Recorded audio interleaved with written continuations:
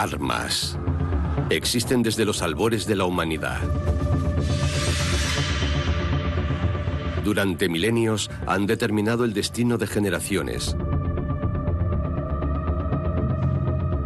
Las armas traen sufrimiento y muerte. Muestran lo que los humanos pueden infligir a otros humanos. Pero también están dirigidas a mantener la paz y a buscar nuevos rumbos en la tecnología. A las armas.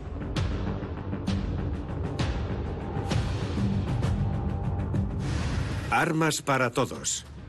Vamos a presentar 3 armas que han hecho historia en la guerra porque casi cualquiera puede manejarlas sin largas horas de entrenamiento. Unos sorprendentes experimentos revelarán sus secretos. El Kalashnikov, una herramienta para soldados y terroristas. Es el arma de fuego más extendida por el mundo. Es un arma violenta totalmente automática. La ballesta, ingeniería sofisticada para guerreros sin entrenamiento. He estado disparando esta arma durante años, pero aún así me sube la adrenalina. Y la pica, un arma extraordinaria usada contra los caballeros medievales. Esto es muy intimidante. Esta arma era un instrumento mortal en manos de hombres de a pie contra caballeros montados. En la Edad Media y la historia moderna temprana se llamaba pica. En la era clásica la lanza de madera larga se conoce como sarisa. Batalla de Issus, año 333 a.C. El rey persa Darío III se enfrentó al gobernante macedonio Alejandro en un combate desigual. O eso parecía. Pero además de una potente caballería y una infantería en formación de falange, Alejandro tenía otro as en la manga, unas lanzas de madera muy largas, una invención de Filipo II de Macedonia, su padre. Usaban picas muy largas y era esencial que mantuvieran la cohesión y todos lucharan de la misma manera. Tenían que resistir la tentación de soltar la pica y luchar con la espada. Las tropas de Alejandro se entrenaban exhaustivamente con la sarisa. Su longitud de unos 6 metros hacía que esas lanzas de madera fueran un arma terrorífica. Más aún porque se usaban en una formación de cientos de guerreros alineados. En la batalla de Issus, desplegar las sarisas supuso la victoria para los macedonios. Permitían mantener al enemigo a distancia y mientras se mantuviera la formación, podían obligarles a retroceder. No podían acercarse a ellos para atacar y utilizaban su radio de acción para expulsar al enemigo del campo de batalla. Alejandro y los macedonios se impusieron. Darío perdió la batalla y el otrora omnipotente imperio persa quedó condenado. Fue un punto de inflexión en la historia. La sarisa siguió siendo un arma característica en el mundo helénico. Cuando los romanos derrotaron a los macedonios, la lanza larga cayó en desuso. Más de 1000 años después, en la Edad Media, se redescubrió y volvió a conquistar los campos de batalla. Nykøbing Falster, Dinamarca. En el escenario de una aldea medieval reconstruida, los expertos investigan armas y tecnologías históricas. La pica es particularmente interesante. El experto en armas, Mike Loach, ha examinado exhaustivamente su historia, una historia de éxito inconstante. La pica es probablemente una de las armas más simples jamás concebidas. No era más que un palo largo con una punta afilada. Por sí misma no era un arma muy útil, pero en cuanto alguien estaba a su alcance, podían atacar, y era difícil luchar contra ella. Pero no se usaba sola, se utilizaba con otras miles de picas. Se utilizaban como un bosque de picas. Una típica pica pesaba entre 6 y 8 kilos. Generalmente el asta estaba hecha de madera de fresno y tenía varios metros de larga. En un extremo tenía una punta de hierro muy afilada. La pica era un arma extremadamente larga. Tuvo distintas longitudes a lo largo de la historia, pero siempre era utilizada en grandes formaciones. Mike Loach quiere demostrar en primer lugar lo fácil que es fabricar una pica. Es un arma que cualquiera puede hacer. Es muy sencillo. Acabo de talar este árbol joven del bosque y todo lo que tengo que hacer es quitarle la corteza. Es un tronco recto y es un trabajo muy básico. La mayoría de los ejércitos profesionales usaban una punta de hierro para las picas. A medida que el Imperio Romano se extendía, las largas lanzas de madera quedaron en el olvido. Hasta la Edad Media no se redescubrió su efecto sobre las tropas al aproximarse. Escocia, Puente de Stirling. Aquí es donde los partidarios de la independencia de Escocia se enfrentaron a las fuerzas reales inglesas el 11 de septiembre de 1297. Su líder era William Wallace. Hollywood lo ha inmortalizado en la película Braveheart. Los escoceses estaban librando una batalla aparentemente perdida contra las fuerzas de ocupación fuertemente armadas. Muchos de los guerreros escoceses eran artesanos, campesinos y pequeños terratenientes sin habilidades militares. Wallace introdujo una nueva formación de combate durante las guerras de la independencia, el Schiltron. Hasta 2000 guerreros formaban una barrera con sus picas, preparados para defenderse por todos los lados. Los atacantes apenas tenían la oportunidad de atravesar ese escudo. Como experto en guerrillas, William Wallace era superior, pero en el puente de Stirling tuvo que enfrentarse a un enorme ejército inglés en el campo de batalla. Y en el campo de batalla los escoceses estaban desvalidos. No tenían un ejército entrenado a tiempo completo, pero tenían muchos hombres que acudían en masa a defender su causa, y los entrenó rápidamente en el uso de la pica, el arma del hombre ordinario. ¿Es posible aprender a manejar una pica rápidamente? Mike Lodge lleva a cabo un experimento. 15 mujeres y hombres, absolutos novatos. Tiempo de entrenamiento, 1 día. Id a coger las picas, sostenedlas verticalmente y volved aquí. ¡Ya! Por lo general, las picas eran utilizadas por hombres en el campo de batalla. En nuestro experimento también incluimos mujeres. Ha estado muy bien, pero parecía que estabais en una zapatería buscando vuestra talla. Quiero que corráis hasta allí, cojáis una pica y volváis aquí. Dejadlas otra vez en los caballetes. Regresad y empecemos otra vez.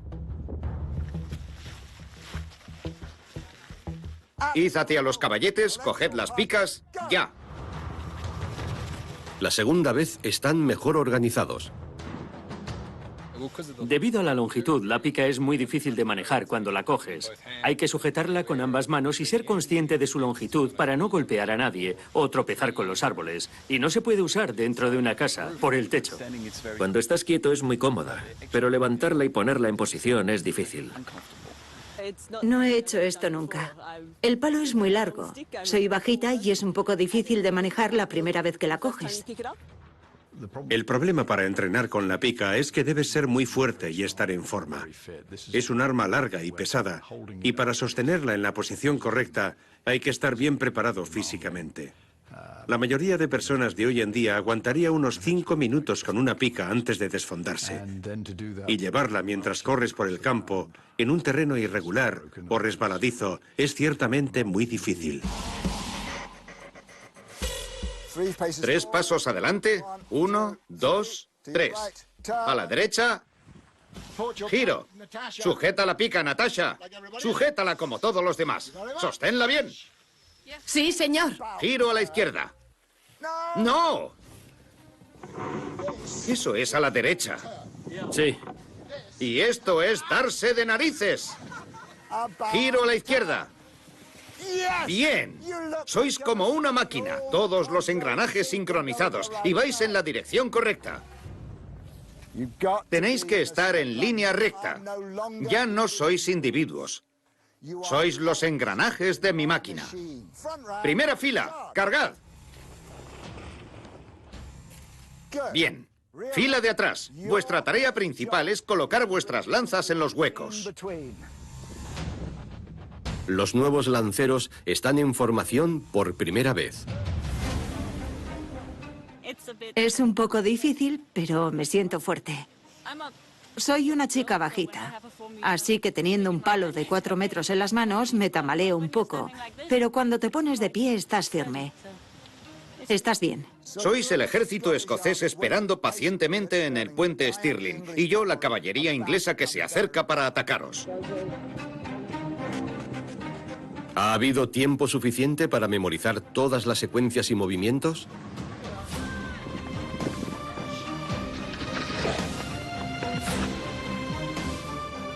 Buen trabajo. Esto es muy intimidante.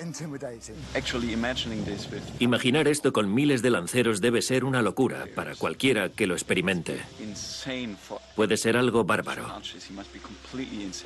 Al final, cuando estaba corriendo hacia ellos, fue bastante intimidante para mí, porque trabajaban como un solo cerebro, actuando todos a la vez. No han sido 1, 2, 3 o 4, sino todos a una. Miles de soldados ingleses perdieron la vida a manos de los lanceros escoceses el 11 de septiembre de 1297. Por un breve momento, el sueño de independencia parecía hacerse realidad. William Wallace sigue siendo un héroe nacional escocés al día de hoy.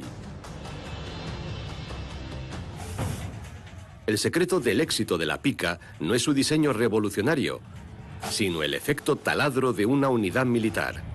Un solo lancero no tiene ninguna posibilidad, pero una pared coordinada de picas es difícil de vencer. El espíritu de equipo es importante en muchos trabajos, en muchos ámbitos de la vida, pero en un ejército es la diferencia entre la vida y la muerte. En equipo, el trabajo es más eficiente, más rápido y más seguro. Y si no tienen un equipo en el que confiar, saben que eso puede significar la muerte. Por lo tanto, para poder confiar en tu equipo, tienes que saber que lo tienes detrás de ti. Y eso es absolutamente imprescindible en un entorno militar. Durante el periodo de la Guerra de los 30 años, 3 siglos después de la victoria de Wallace, se publicaron algunos libros sobre ejercicios militares. Por ejemplo, El arte de la infantería de guerra, de un escritor alemán, que detalla las secuencias de movimiento y las formaciones. Con el tiempo, el ejercicio y el entrenamiento de los soldados alcanzó nuevas cotas. Por ejemplo, en los ejércitos prusianos, hacer ejercicio, prestar atención y disparar. Así durante años. Gracias a su entrenamiento, los soldados prusianos estaban entre los mejores combatientes de los siglos XVIII y XIX. Los ejércitos profesionales hacen ejercicios para maximizar su efectividad en combate. El paso de ganso prusiano es un ejemplo clásico de ejercicio. No es un entrenamiento para el campo de batalla, sino para inculcar la cohesión. Todos hacen juntos esas cosas difíciles, y cuando se les pide que hagan algo bajo fuego enemigo y bajo estrés en el campo de batalla, deben ser capaces de hacerlo. Volvemos a las pruebas con los lanceros voluntarios. Ahora Mike Laux va a simular un ataque de caballería. Bueno, creo que todos lo habéis hecho muy bien. Ahora vamos a poneros a prueba contra algo real.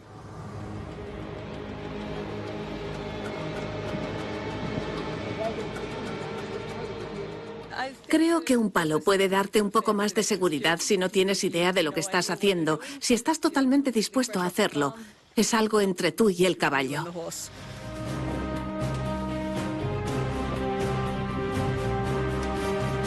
La formación permanece intacta. Muy bien, es una visión muy intimidante. Es muy difícil conseguir que un caballo se lance contra eso. Todos os sentís bastante seguros, creo. Todos os sentís bastante seguros. Sebastián, ¿te sientes seguro? ¿Os sentís seguros? ¿Sí? ¿No estás preocupada, Nikki? ¿No te preocupa en absoluto lo que pueda pasar? Ya sea que estén siendo atacados por la caballería o por la infantería, este bloque de picas es una máquina militar realmente devastadora. El éxito de los lanceros también provocó un cambio social. Los ejércitos se hicieron más grandes.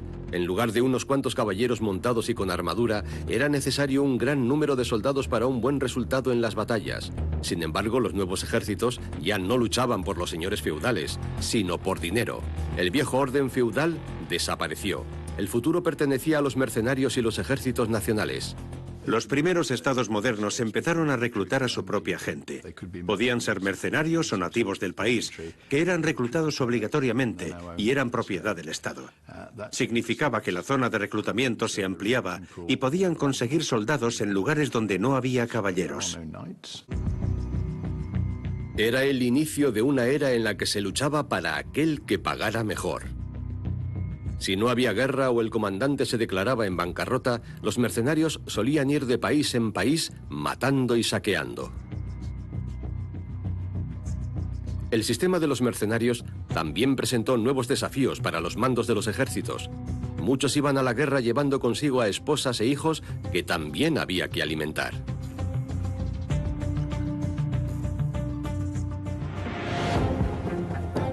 Los alabarderos suizos tenían buena reputación en el siglo XV. Con las alabardas, una versión mejorada de la pica, también podían desplegarse ofensivamente. Muchos gobernantes recurrieron a la ayuda de la Guardia Suiza y aún están en activo al día de hoy prestando servicio en el Vaticano. Es su legado. El Papa todavía tiene guardias suizos como sistema de seguridad, vestidos con el uniforme del siglo XVI. Esto, por un lado, es irrisorio, pero por otro es muy práctico, porque no puedes confundirte. Son muy visibles y llevan una alabarda, un instrumento bastante desagradable, incluso contundente. La Guardia Suiza nos recuerda a una época en la que los soldados mercenarios eran parte fundamental de todos los ejércitos, y después del surgimiento de los Estados-nación, es en realidad una idea bastante moderna.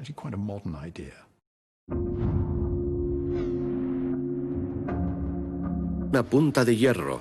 Hace 600 años indujo cambios profundos en los campos de batalla y provocó la caída de los caballeros. La pica dejó huella. Durante mucho tiempo fue parte integral del equipamiento del soldado. Sin embargo, rápidamente fue desechada, ya que fue reemplazada por las armas de fuego y las bayonetas.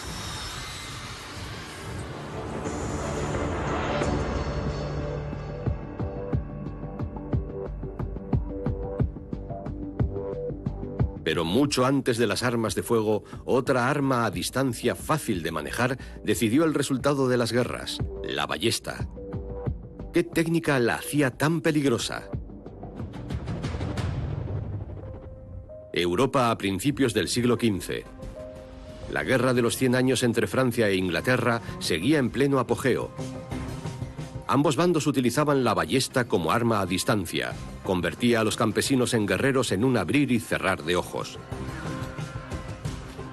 En este caso, tenían un arma de gran ventaja que era fácil de manejar, estaba disponible y casi cualquiera podía sostenerla y utilizarla. Y por lo tanto, cambiaba la situación en cualquier combate, porque en un momento dado era un arma que podía ser utilizada por cualquiera. Puchberg, Austria, es el hogar de un hombre que conoce los secretos de la ballesta medieval como ningún otro. Andreas Bichler estudia y construye armas históricas. Juntos queremos investigar cómo la ballesta revolucionó los campos de batalla europeos hace 600 años e incluso derribó a caballeros experimentados de sus caballos.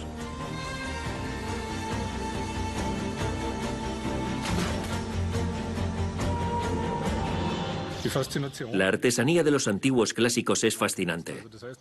Piensen en la sofisticación técnica necesaria para construir y fabricar armas de alta tecnología, especialmente en esa época, al final de la Edad Media, en el siglo XV.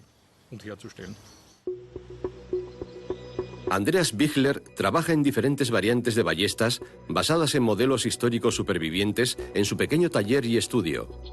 El principio básico de fabricación es sencillo. Toda ballesta necesita un armazón llamado cureña. Andreas añade luego un arco a la cureña. Esta ballesta, un modelo sencillo, está hecha de madera y una cuerda de hilo encerado. Pero el detalle crucial es el mecanismo de disparo, con lo que se conoce como nuez giratoria, por lo general hecha de asta. La nuez, esta pieza cilíndrica, se coloca dentro de una ranura en la cureña, donde puede girar. Esto se llamaba cerradura en la Edad Media. ¿Y cómo funciona? La cuerda que dispara, el gatillo, por así decirlo, está sujeto a la nuez. Tiene una ranura para ello. Y cuando disparas, la nuez empieza a girar y la cuerda se libera.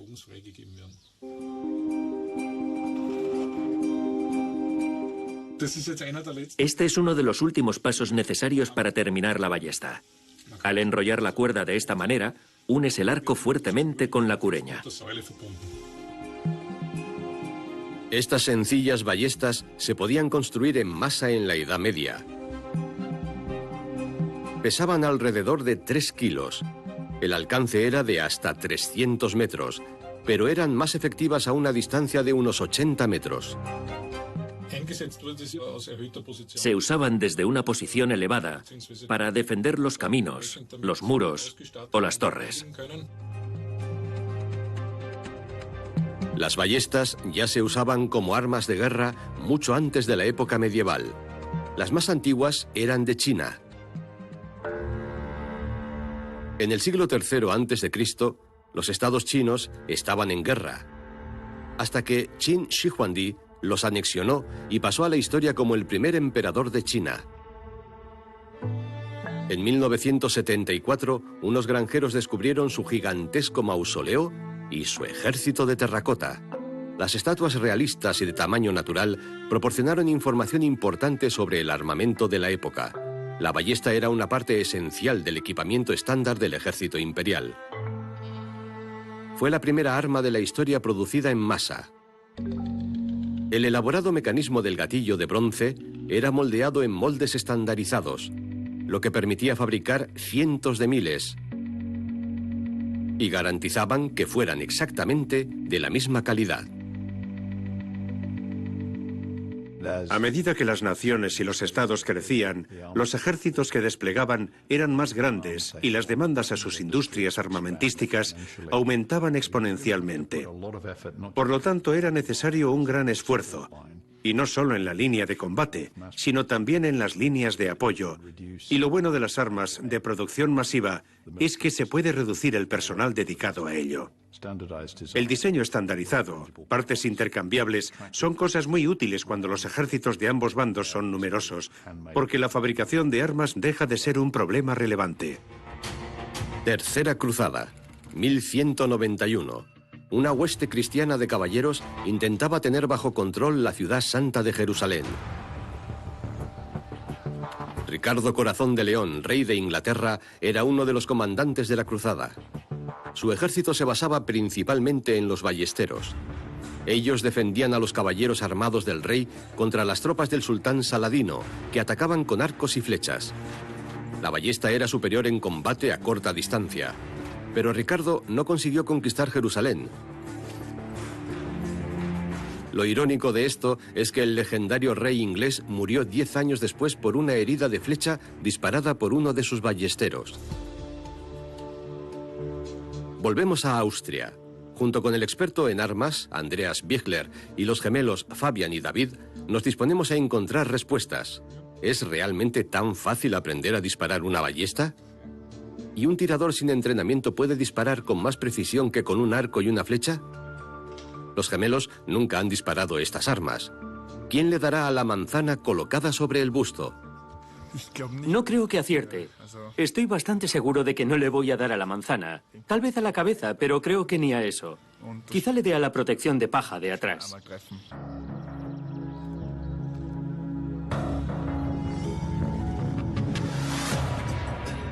El primer disparo no alcanza el objetivo. Usar un arco y una flecha está lejos de ser fácil.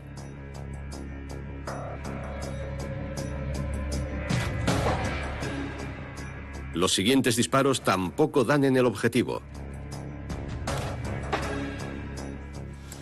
He vuelto a fallar. Sí, el primero ha sido el mejor, pero después los he fallado todos. Es mucho más difícil apuntar con el arco porque no tienes mucho tiempo.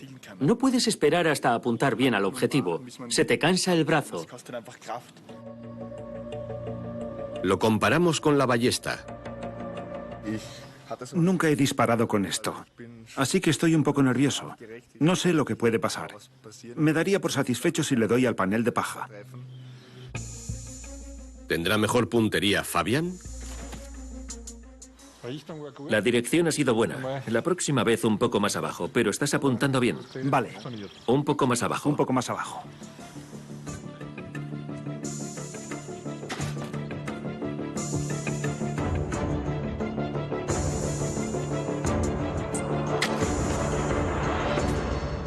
Diana después de solo 3 disparos. Es todo un logro. Con entrenamiento, disparar una ballesta es más fácil. Puedes mejorar. Apuntas al objetivo y cuando lo tienes, puedes dar en el blanco. Un arquero tiene que hacer una fuerza de 75 libras, 35 kilos, para tensar su arco. Esto es muy difícil para un arquero no entrenado. Lleva demasiado tiempo y hace que sea casi imposible apuntar bien. La ballesta es diferente. Una vez que se tensa, los tiradores pueden tomarse todo el tiempo que quieran antes de disparar. A lo largo de los siglos, la ballesta fue mejorando. La técnica compuesta es un salto adelante en términos de eficacia. Los arcos compuestos consisten en varias capas pegadas de cuerno y tendones de animales. Esta tecnología llegó a Europa en el siglo XIII y consiguió que la ballesta fuera aún más peligrosa.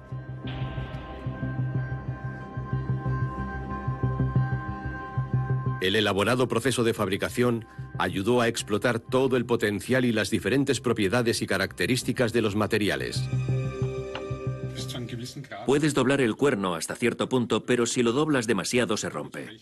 Por eso se necesitan las capas de tendones. El tendón es muy flexible, mientras que el cuerno puede soportar mucha presión y se puede comprimir. Esto hace que estos dos materiales sean los compuestos perfectos para la arquería. Fue un invento muy innovador. Sin embargo, una desventaja importante es que el proceso de fabricación es muy largo. Lleva de 1 a 2 años. El arco debe secarse por completo antes de que sea totalmente operativo. Pero cuanto más mejoraba la ballesta, más difícil era tensarla, hasta que la fuerza muscular de los arqueros ya no fue suficiente. Necesitaban ayuda para tensarlas. Las ballestas de madera ordinarias no requerían de un mecanismo elaborado, bastaba un cinturón con un gancho. Este es el primer soporte mecánico para ballestas, un cinturón con un gancho. El arquero tiraba con 2 dedos y tensaba el arco ayudándose con los músculos de las piernas. Sin embargo, esos sencillos mecanismos no eran suficientes para la pesada ballesta compuesta. Una manivela podía ayudar tensando la cuerda con un mecanismo de rueda dentada, pero solo se podía disparar una vez por minuto.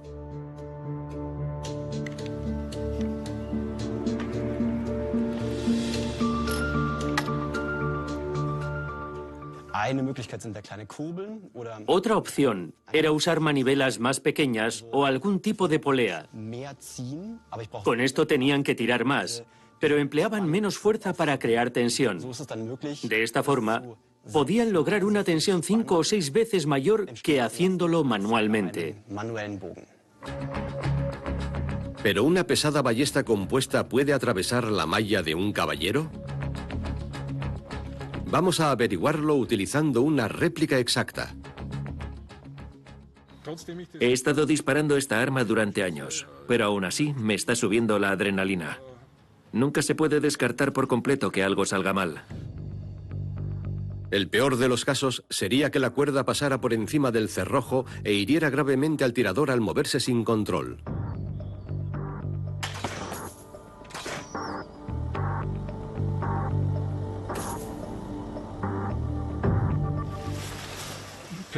Un tiro perfecto. Las anillas se han roto en varios lugares y la punta ha atravesado el gambesón, que es la armadura textil, y por supuesto la malla. Eso significa que tenemos una profundidad de penetración de aproximadamente 20 centímetros. Sin duda un disparo mortal. Eso no solo se debe al gran peso de la ballesta, sino también a la forma de la punta. Es visiblemente más corta y más gruesa que la de la flecha de un arco normal, y tiene una robusta punta de hierro.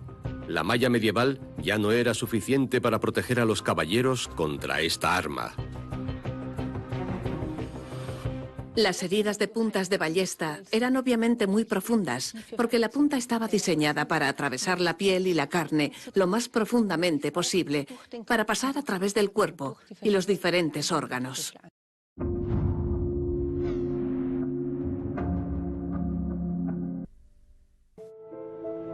Los médicos del ejército tenían cada vez más dificultades para tratar esas graves lesiones en el campo de batalla. Aún no habían adquirido un buen conocimiento anatómico, porque la disección de cuerpos humanos estaba prohibida en la Edad Media por motivos religiosos. Pero tratar esas lesiones urgentemente requería de nuevas técnicas quirúrgicas. El cirujano lombardo, Rogerio Frugardi, salvaba a los heridos gracias a un método de tratamiento muy especial. Si no podía extraer la flecha manualmente, la colocaba de nuevo en una ballesta y al dispararla salía de la carne. Doloroso, pero efectivo. Obviamente, los cirujanos tenían que operar en el campo de batalla, lo que les dio un gran conocimiento del cuerpo humano. Probablemente llegaron a comprender la anatomía humana cada vez mejor. También aprendieron cuándo era necesaria una gran precaución al retirar un determinado objeto del cuerpo de un hombre. Por ejemplo, ¿qué debo tener en cuenta cuando el objeto ha atravesado un vaso sanguíneo? Creo que todos los médicos aprendieron mucho de esas experiencias. Sus hallazgos ayudaron mucho a la cirugía moderna. Adquirieron grandes conocimientos en el campo de batalla. Los médicos del ejército medieval allanaron el camino a la cirugía moderna. Francia, asedio de Orleans durante la Guerra de los 100 años. 7 de mayo de 1429, Juana de Arco, la legendaria campesina, dirigía a las tropas francesas durante la batalla. Quería acabar con el asedio al que las fuerzas británicas sometían a Orleans. Durante el combate, Juana de Arco llevaba una armadura que no protegía todo su torso. La punta de una ballesta le atravesó el hombro, pero sobrevivió y llevó a sus soldados a la victoria.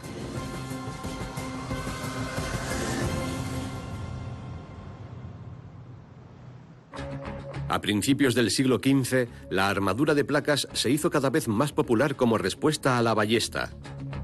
¿Pero realmente ofrecía una mejor protección? Vamos a ponerla a prueba.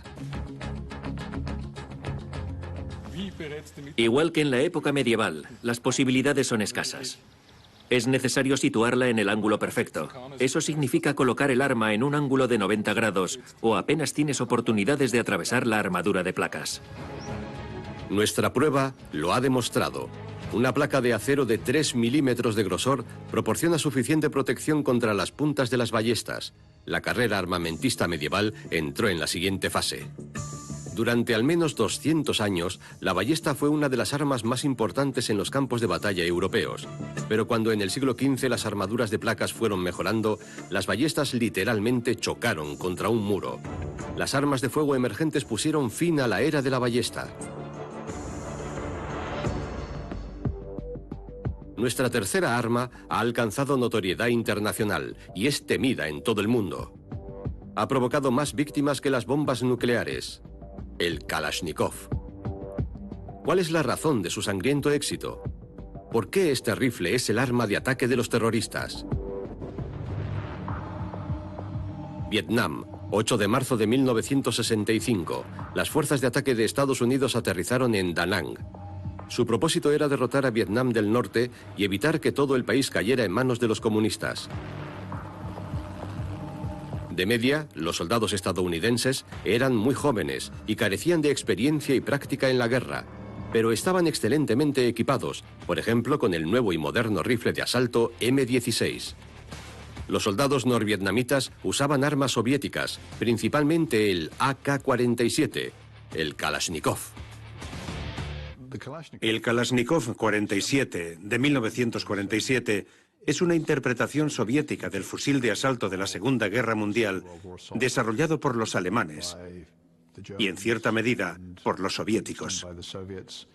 Es la pieza más útil de este tipo que se haya construido jamás. La historia del AK-47 comienza en la Segunda Guerra Mundial. El soldado ruso Mikhail Kalashnikov cayó gravemente herido. Después de su recuperación, decidió ser diseñador de armas. Después de la guerra, en 1947, acabó el prototipo del rifle de asalto completamente automático. De ahí el nombre AK-47. En 1949 se convirtió en el arma estándar del ejército ruso. Se fabricaron millones de AK-47. ¿Qué es lo que hace que el Kalashnikov sea un arma que casi cualquier persona, incluso la no entrenada, pueda usar para matar? Stephen Bull es escritor y experto en armas militares. Le echará un vistazo de cerca para respondernos a estas preguntas.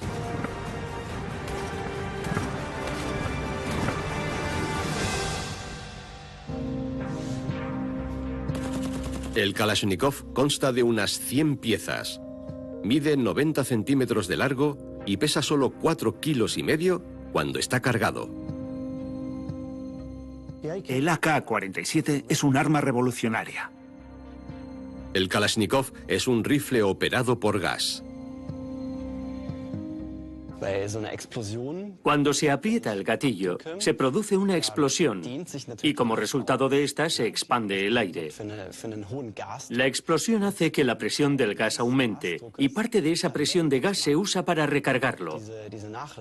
La presión se redirige al sistema mecánico que expulsa el cartucho usado y recarga uno nuevo. La fiabilidad de un arma es un factor crucial para el resultado de una guerra. Los soldados estadounidenses en la guerra de Vietnam se dieron cuenta enseguida de que sus modernos M16 no funcionaban bien en los bosques pantanosos, donde la humedad es alta. Las tropas de la superpotencia luchaban constantemente contra los atascamientos y el mal funcionamiento.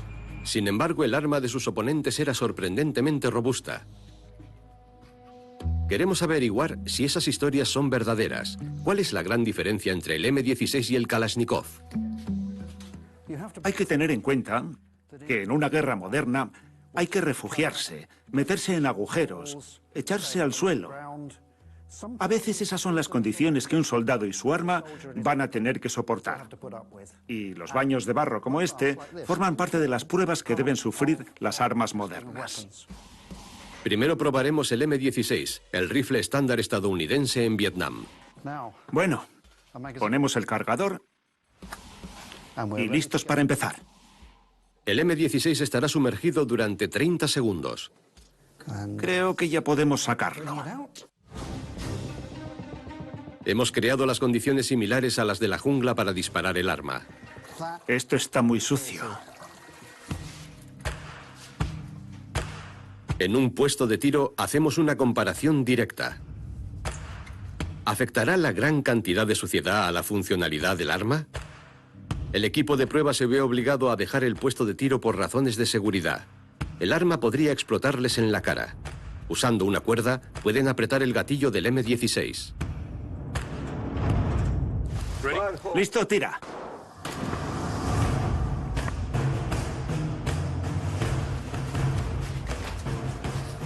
Aquí lo tenemos. Vamos a sacar el cargador. Ya está. El cargador está vacío. Voy a sacar el mecanismo. Oh, está muy duro. Apenas puedo moverlo. Nada. No puedo sacar el mecanismo. Esta arma solo dispararía una vez. Y luego se atascaría. Esto podría ser un problema para un soldado en el campo de batalla. Y eso fue lo que les pasó a los estadounidenses en Vietnam.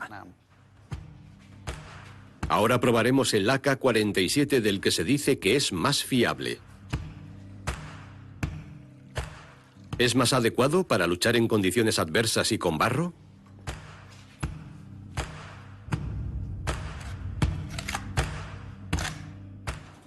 El objetivo está al otro extremo y nosotros estamos tras las puertas de metal. ¿Preparados para empezar? ¡Vamos allá! ¡Wow! Bien, 2. La cuerda se ha roto. Pero el resultado es bueno. Sí. Hemos hecho la prueba y el AK-47 ha disparado varias balas. Bien. Todo funciona bien. Sí. Ha disparado las 2 primeras balas correctamente y la tercera bala ha quedado en el arma. El único motivo es que la cuerda se ha desatado y por eso el arma no ha seguido disparando como debía. El AK-47 ha pasado esta tremenda prueba con total éxito. La razón de esto es la forma en que está construido. Los compartimentos en el interior del arma hacen que resista la exposición a grandes cantidades de suciedad. El rifle de asalto estadounidense, el M16, carece de tales espacios. Los soldados en la guerra de Vietnam tenían que limpiar sus armas constantemente. Incluso la más mínima cantidad de suciedad podía interrumpir el proceso de recarga. Nuestro próximo experimento. Queremos ver si realmente es tan fácil manejar un Kalashnikov. Estamos en Estados Unidos. Las regulaciones para las armas son tan permisivas en Arizona que podemos probar el AK-47 incluso en modo completamente automático. Voy a enseñarte cómo desmontar esta arma. Básicamente hay 4 cosas que debes recordar. Vamos a intentarlo. Nuestra participante en la prueba, Vivian, no ha tocado un arma de fuego automática en su vida. El experto en armas, Kenton Tucker, la desmonta ante ella. Después, Vivian deberá volver a montar el AK-47. ¿Y tengo que volver a montarla? Sí, tienes que volver a montarla. Vale. Vivian solo tiene que montar 4 componentes. Primero el perno y el pistón de gas. Luego el muelle del cargador. Y la última pieza es la cubierta. Vivian tiene éxito en su primer intento. Ya está. ¿Lo has hecho bien? ¿Ha sido difícil? No, pero sucio. ¿Ha sido la primera vez? Sí. Imagina si lo hicieras unas 20 veces más. Lo has hecho bastante bien. No puedes imaginar que es un arma de guerra, porque es muy peligrosa y fácil de desmontar al mismo tiempo. Cualquiera puede usarla. Un arma de fuego debe ser fiable, fácil de manejar y precisa. Estos son los factores decisivos.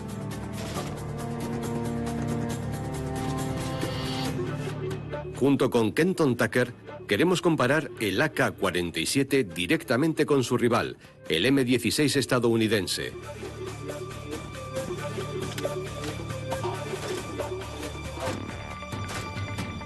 El objetivo es un cartón a una distancia de 15 metros.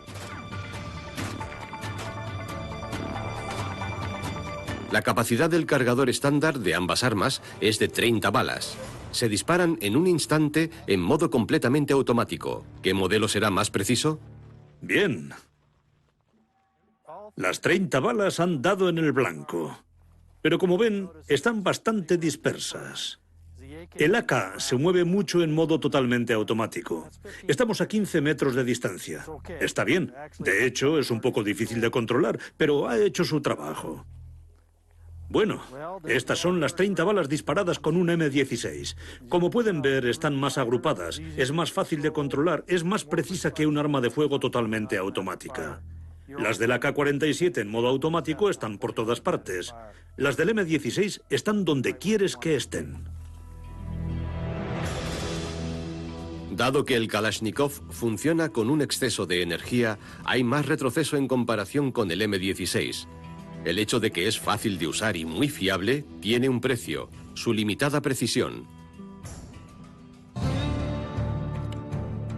Ahora Vivian va a disparar el Kalashnikov. ¿Cómo lo manejará un tirador sin entrenamiento? Pesas poco, yo también. No somos robustos. Así que tienes que echar el cuerpo hacia adelante. Hacia adelante. Hacia adelante, porque te hará retroceder. Vale. E intenta sostener bien el arma porque se levantará. Dispara 12 balas por segundo, más o menos. Vale, aquí tienes.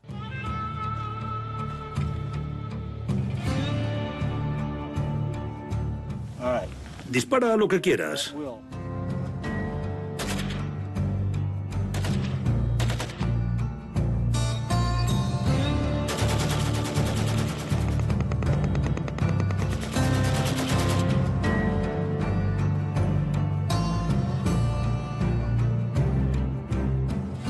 ¿Qué te parece?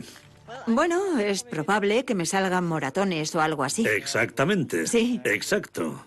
Estoy temblando. Temblando, vale. Es la primera vez que has disparado, ya sabes. Sí. Y he cerrado los ojos. Es un arma muy violenta para disparar en modo automático. Ya. Acabas de experimentarlo. Es un arma fácil de manejar. Es el motivo por el que todavía se usa con frecuencia en guerras civiles y ataques terroristas. Está en todas partes. Es el más fácil de adquirir porque hay muchos. Es barato, increíblemente barato. Y si quieres un Kalashnikov, estés donde estés, es casi seguro que puedas conseguir uno. A guerrilleros y terroristas les gusta mostrarse con sus Kalashnikovs. En enero de 2001 se vio a Osama Bin Laden sonriendo mientras probaba un nuevo modelo. La milicia libanesa Hezbollah lo ha inmortalizado en su bandera. Al igual que el Estado africano de Mozambique, donde muchos todavía recuerdan el derramamiento de sangre de la guerra civil en los años 70 y 80. Están en todos los países del planeta, en manos de las personas equivocadas. Han sido el icono de luchadores por la libertad, guerrillas y terroristas durante 50 años.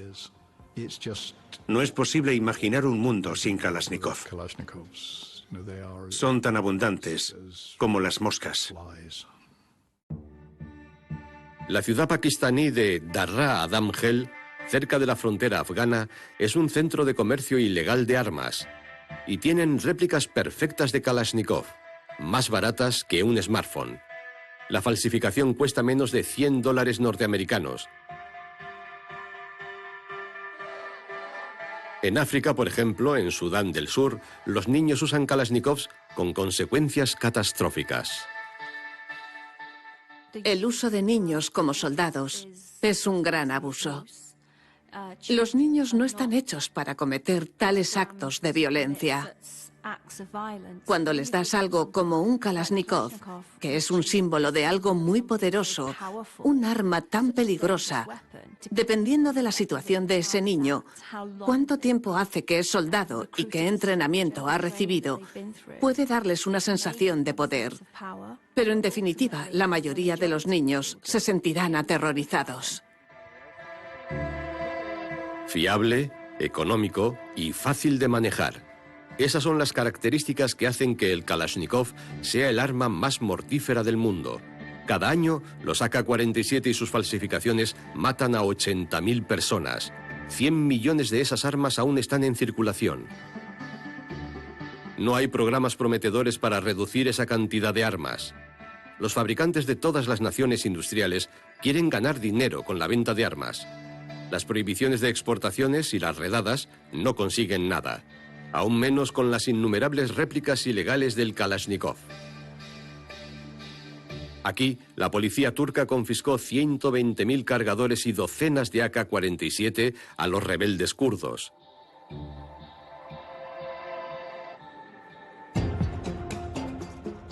Mikhail Kalashnikov es reverenciado hoy en Rusia como un héroe nacional. Incluso levantaron un monumento en su honor.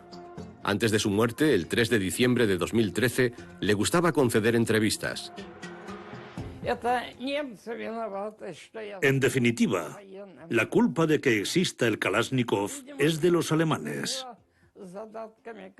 Si no hubieran empezado la guerra, yo habría construido máquinas para fines agrícolas. Casi cualquier persona puede comprar armas en casi cualquier lugar del mundo. Es especialmente fácil en áreas de conflictos o en Estados Unidos. En el futuro puede que aún sea menos complicado con armas hechas en una impresora 3D.